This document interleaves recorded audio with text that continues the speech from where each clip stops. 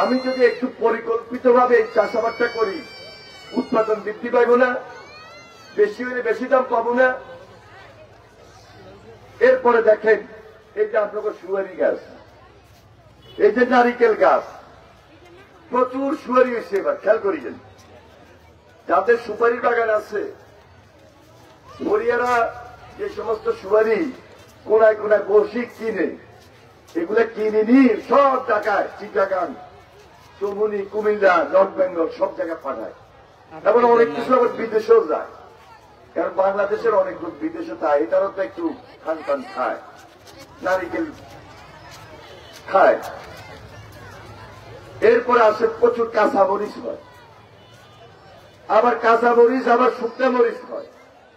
এগুলো আবার পাইকারি হোলসেল এমন ভাবে হয়, টুকরিতে বসে কিনতে কিনতে এখানে ট্রাকে উঠায়, ট্রাকে করে আবার টাকা ফিরান চলে যায়।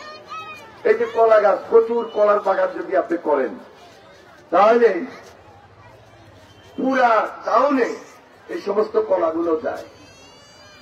এই কলাগুলো কে কিনে নেয়? গরিয়ারা কিনে নেয়, পাইকাররা। এরপরে আসেন বাদাম হয়। মানে এমন কোন কৃষি ভিত্তিক জিনিস নেই যেটা লক্ষ্মীপুরে হয় না। আপনি লক্ষ্মীপুরে যদি চান একটা স্পিনিং মিল দিবেন, এটা লক্ষ্মীপুরে চলত। একটা গার্মেন্টস দিবেন, গার্মেন্টস দিলে লক্ষ্মীপুরে চলত। তাহলে এই যে আমরা যদি লক্ষ্মীপুরে কৃষি ভিত্তিক ইন্ডাস্ট্রি দিই, মাছের খাওয়ার জন্য একটা ফিড মিল দিই, ফিড মিল, আমরা যদি কোল্ড স্টোরেজ করি, কৃষিভিত্তিক যত জিনিস আছে এগুলোর কারখানা যদি করি, লক্ষ্মীপুরে সবচেয়ে বেশি উৎপাদন হইব। এবং এই জিনিসগুলা আমরা ওই যে ঢাকা, চিটাগাং সহজে পাঠাইতে পারবো। পাইকাররা আসি এগুলো আমাদের থেকে কিনে নিবে। একটা সোয়াবিনের ফ্যাক্টরি যদি দিই, একটা ধানের চালের মিল যদি দিই, বেশি বেশি বড় করি, মাছের খানা, মুরগির খানার যদি খানার জন্য যদি আমরা ইন্ডাস্ট্রি করি, কারখানা করি, তাহলে আমাদের এই এলাকায় তো উপকারটা আমরা বেশি পাবো, আমাদের থেকেই তো কিনে নিবে। এটা হলো একটা পরিকল্পিত কৃষি ভিত্তিক অর্থনীতি। তাহলে দরকার হচ্ছে পরিকল্পিত কৃষি ভিত্তিক অর্থনৈতিক জোন। এটা যদি আমরা করতে চাই, ধরেন আমরা এই লক্ষ্মীপুরের কোন একটা এলাকায় 100 একর জমি সরকারি বরাদ্দ নিলাম, প্রকৃত দাম দিই, সরকার আপনার থেকে জমি কিনে নিয়ে একটা এলাকায় একটা কৃষি ভিত্তিক অর্থনৈতিক জোন যদি বানায়, তাহলে সেখানে এক সাইডে একটা পাইকারি মার্কেট থাকবে। আপনার এই জিনিসগুলো সেই পাইকারি মার্কেটে যখন যাবে, তখন ওই যে হরিয়ারা আসি আপনার থেকে কিনে নেবে। ট্রাকে ট্রাকে মাল ঢাকা যাবে, ট্রাকে ট্রাকে মাল চিটং যাবে। আপনি পয়সাটা পাবেন না, প্রকৃত দামটা পাবেন না, উৎপাদন বৃদ্ধি পাবে না।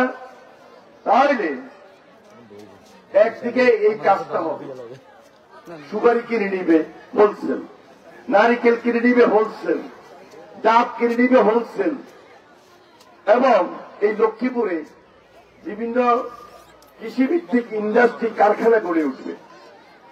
এখন যারা কিনে নিবে তারা তো লক্ষ্মীপুরে আসে থাকবে। থাকতে হইলে এখানে হোটেল লাগবে না, হোটেল তাহলে থাকবে কোথায়? তাহলে একটা দুটা হোটেল বলি, প্রচুর পাইকাররা আসবে লক্ষ্মীপুরে কিনার জন্য। তাহলে হোটেলের ব্যবসা তো আমি লক্ষ্মীপুরে করতে পারবো।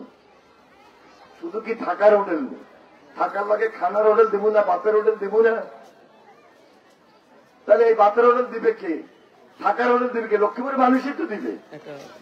লক্ষ্মীপুরের মানুষ উৎপাদন করবে, লক্ষ্মীপুরের মানুষে পাইকারি হোলসেল মার্কেট দিবে পাইকাররা কিনে নেওয়ার জন্য, লক্ষ্মীপুরের মানুষ কারখানা দিবে, ইন্ডাস্ট্রি দিবে, সব কৃষিভিত্তিক। এটার জন্য আমরা সরকারে যদি যাই, আমরা একটা সুযোগ তৈরি করে দিতে পারি। এবং এগুলোর জন্য একটা প্রশিক্ষণ লাগবে। তাহলে যদি একটা বিশ্ববিদ্যালয় বানাই, সেখানে যদি কৃষির সাইডটা বেশি থাকে টেকনোলজি, টেকনিক্যাল জিনিস প্রশিক্ষণের জন্য, তাহলে আমাদের এই যে আপনার ছেলে মেয়েরা একদিকে শিক্ষায় শিক্ষিত হবে, আবার এগুলার উপরে ধ্যান ধারণা দিবে। আবার এগুলো বিক্রি করতে গেলে অনলাইনে বিক্রি হয় না? আজকাল তো প্রচুর শিক্ষিত মা বোনেরা আছেন, সচেতনরা আছেন, এগুলা বিক্রি করতে গেলে তো অনলাইনে বিক্রি আজকালকে, তো অনলাইনে আপনি বিক্রি করতে পারবেন। তাহলে আজকে এই যে